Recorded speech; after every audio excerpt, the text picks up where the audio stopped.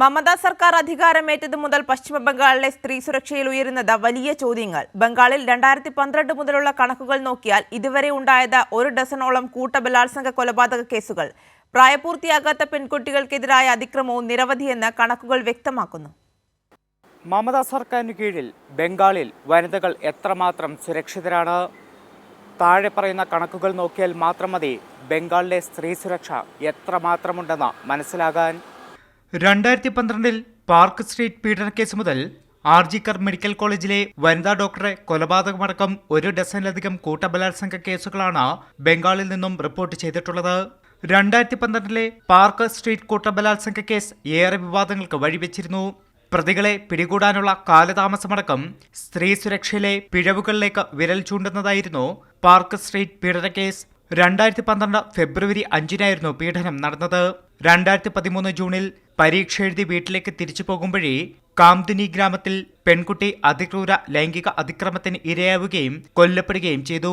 ഇതേ വർഷം ഒക്ടോബറിൽ നാടിനെ നടുക്കിയ മധ്യം ഗ്രാം പീഡനക്കൊലക്കേസ് 16 വയസ്സുള്ള പെൺകുട്ടിയെ തുടർച്ചയായ 2 ദിവസങ്ങളിൽ കൂട്ടബലാത്സംഗത്തിന് ഇരയാക്കി. പോലീസിൽ പരാതിപ്പെട്ട യുവതിയെ പിന്നീട് ദുരൂഹ സാഹചര്യത്തിൽ മരണപ്പെട്ട നിലയിൽ കണ്ടെത്തി. 2014 സെപ്റ്റംബറിൽ ജാദവ്പൂർ സർവകലാശാല പീഡനക്കേസ്. അവിടെ നിന്നും ഹോക്ക് കൊളറോ വിദ്യാർത്ഥി പ്രതിഷേധം രൂപം കൊണ്ട് ആഞ്ഞടിച്ചു. 2015 ഫെബ്രുവരിയിൽ ഗംഗനാപൂർ പീഡന കൊലപാതകം. 2017 ജൂലൈയിൽ സൗത്ത് 24 പർഗനാസിൽ ഭമൻഘട്ട പീഡനക്കേസ് റിപ്പോർട്ട് ചെയ്തു.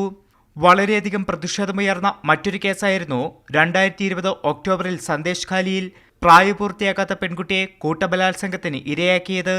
2022 ഏപ്രിലിൽ ഹൻസ്കാലി ജില്ലയിൽ 14 വയസ്സുള്ള പെൺകുട്ടിയെ കൂട്ടബലാത്സംഗത്തിന് ഇരയാക്കി കൊല ചെയ്യപ്പെട്ടു. പ്രതികളെ രാഷ്ട്രീയമായി സംരക്ഷിക്കുന്നുവെന്ന ആരോപണം. 2023 ജൂണിൽ ഡയമണ്ട് ഹാർബർ പീഡനക്കേസ് രജിസ്റ്റർ ചെയ്തു. ഒടുവിൽ ആർജിക്കർ മെഡിക്കൽ കോളേജ് കേസും ബംഗാളിൽ നിന്നും റിപ്പോർട്ട് ചെയ്യുന്നു.